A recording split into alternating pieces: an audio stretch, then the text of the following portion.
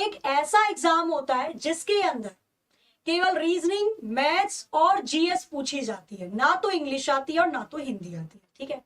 तो इसका इंतजार काफी काफी समय से स्टूडेंट्स को था, क्योंकि भाई 2018 की अगर मैं नोटिफिकेशन की बात करूं तो 2018 होने के बाद अभी तक कुछ इसका अता पता नहीं चला। आरपीएफ एसआई या आरपीएफ कांस्टेबल की कोई वैकेंसी नहीं देखने को मिली, बट अभी कुछ ऐसा क्लू मिला जिससे ये लग रहा है कि 2023 में RPF, railway protection force, SI, sub inspector और कांस्टेबल की फॉर्म आपको जल्दी ही देखने को मिल जाएंगे।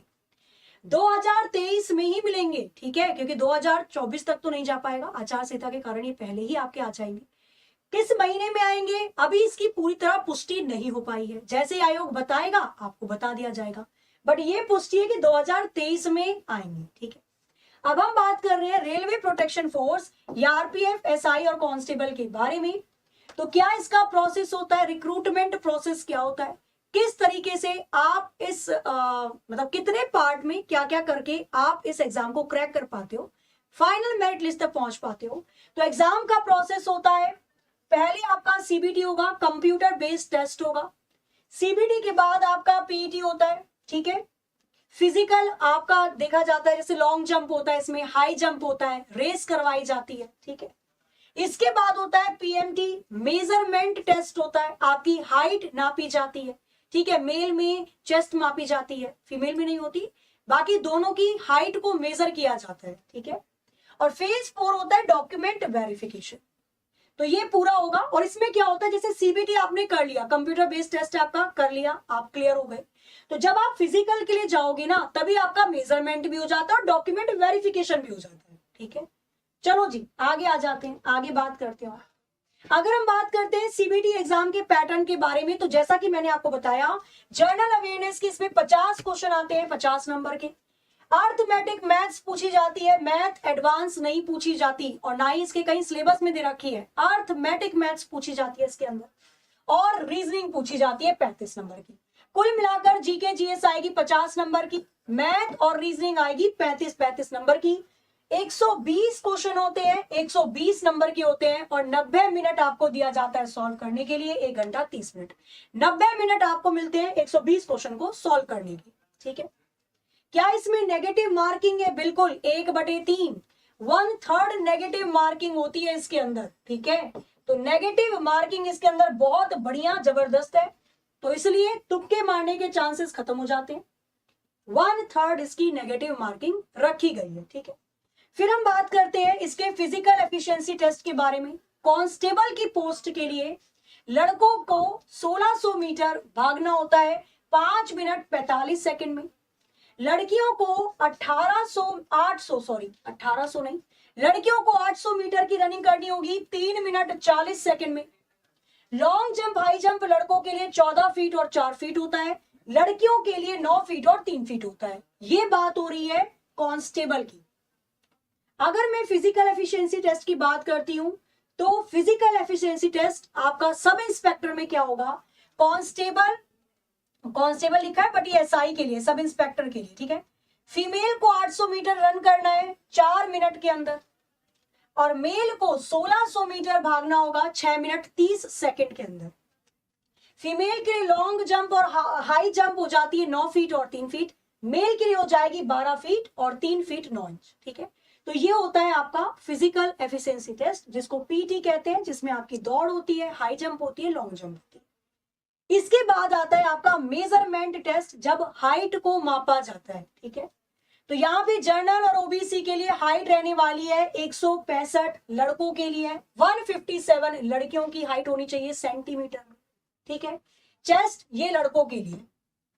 फिर अगर मैं एसटी एसटी की बात करती हूँ तो 160 सेंटीमीटर लड़कों की हाइट होनी चाहिए, लड़कियों की 152, और ये चेस्ट लड़कों की है, मतलब लड़कों की मपाई होती है नॉर्मल, और फुलाकर कितनी होनी चाहिए, एक्सपेंशन करके कितनी होनी चाहिए।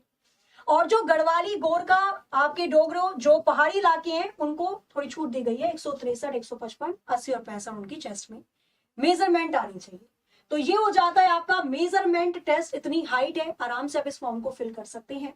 अब आते हैं एज पर, तो कांस्टेबल के फॉर्म को फिल करने के लिए मिनिमम एज होनी चाहिए 18 और मैक्सिमम होनी चाहिए 25 साल। सब इंस्पेक्टर की अगर आप पोस्ट को लेना चाहते हैं तो कम से कम एज 20 और ज्यादा ज्यादा 25। हालांकि बहुत टाइम बाद ये वैकेंसी आएगी तो हो सकता है एज रिलैक्सेशन दे दिया जाए, पर अभी तक ऐसा कोई नोटिस जारी हुआ नहीं है। बट देना चाहिए, तो वैकेंसी नहीं निकालते फिर एज उतनी रखते हो सकता है एज को थोड़ा एक्सपेंड किया जाए, ठीक है, बट अभी तक ऐसा कुछ नहीं आया सामने, तो ये पहले की आंकड़े है, ठीक है। 18 से 25 कांस्टेबल के लिए, 20 से 25 सब इंस्पेक्टर के लिए, क्लियर है। और जो रिलैक्सेशन दी जाएगी, एज रिलैक्सेशन, SC ST वालों को 5 साल की छूट है, OBC वालों को 3 साल की, और PWD वालों को 10 साल की छूट एज में दी जा रही है, आयु में दी जा रही है, ठीक है। सिलेबस क्या रहने वाला है, तो जनरल नॉलेज जिसके क्वेश्चन आएंगे आपके 50, जनरल अवेयरनेस सामान्य ज्ञान से रिलेटेड, इसमें पूछा जाएगा इतिहास से रिलेटेड, पॉलिटी से रिलेटेड, ज्योग्राफी भूगोल पूछी जाएगी, इकोनॉमिक अर्थशास्त्र पूछी जाएगी, स्टैटिक जीके पूछी जाती है, biology chemistry physics computer current affair सब कुछ पूछ लिया जाएगा। 50 क्वेश्चन आएंगे, हर एक टॉपिक से क्वेश्चन देखा जाएगा यहाँ पे। अर्थमेटिक, अगर मैं मैथ्स की बात करती हूँ तो मैथ्स के जो चैप्टर दिए गए हैं इसके सिलेबस में, number system, percentage, ratio, proportion, average, औसत, सिंपल इंटरेस्ट, साधारण ब्याज, कंपाउंड इंटरेस्ट, और प्रॉफिट एंड लॉस, मेंसुरेशन और टाइम एंड डिस्टेंस, ठीक है। इसके बाद अगर मैं रीजनिंग की बात करती हूं तो रीजनिंग में आती है analogy, odd one out, classification, विषम को पहचानिए, सीरीज, स्टेटमेंट, कंक्लूजन, डायरेक्शन, दिशा दूरी, कोडिंग डिकोडिंग, कूट भाषा, मैथमेटिक ऑपरेशन, मैट्रिक्स, अवयव, blood relation, non verbal question और मिसिंग टर्म्स। तो ये हो जाएगी आपकी रीजनिंग का सिलेबस। तो ये था पूरा आरपीएफ के बारे में। अगर आप आरपीएफ रेलवे प्रोटेक्शन फोर्स या कांस्टेबल की कर रहे हैं तैयारी, तो आपको ये चीजें पता होनी चाहिए। ये नहीं जैसी भर्ती आई फिर 2 महीने बाद एग्जाम ले लिया तो हम तभी तक संभल ही नहीं पाते हैं। तो अभी आप तैयारी कर रहे हो, मजबूत करिए।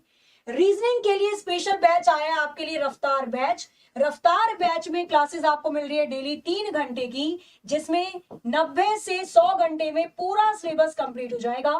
कोर्स है 499 रुपए का। खरीदते समय कोड लगाइए प्रीति 6060, 60% का डिस्काउंट आपको इस पर मिल रहा है। कोर्स को परचेज करने के लिए नीचे दिए गए नंबर पे आप नीचे दिए गए नंबर पे आप कॉल कर सकते हैं या एग्जामपुर की ऑफिशियल ऐप को भी डाउनलोड कर सकते हैं, ठीक है। तो ये थी सूचना। अब रही बात कि एग्जाम होगा कब, तो एग्जाम की अभी कोई मंथ नहीं बताया गया कि जून में हो जाएगा, जुलाई में हो जाएगा, अभी सब टेंटेटिव चल रहा है। बट 2023 में ही एग्जाम होंगे और जैसे बताया जाएगा आयोग की तरफ से हम भी आपको बता देंगे। तो आज के इस इंफॉर्मेटिव सेशन को यहीं पर एंड करते हैं। मिलते हैं अपनी अपनी क्लासेस में। एप्लीकेशन की क्लास सुबह 8 बजे और शाम को 8 बजे प्रैक्टिस की होती है। यूट्यूब पर 9 बजे क्लास होती है।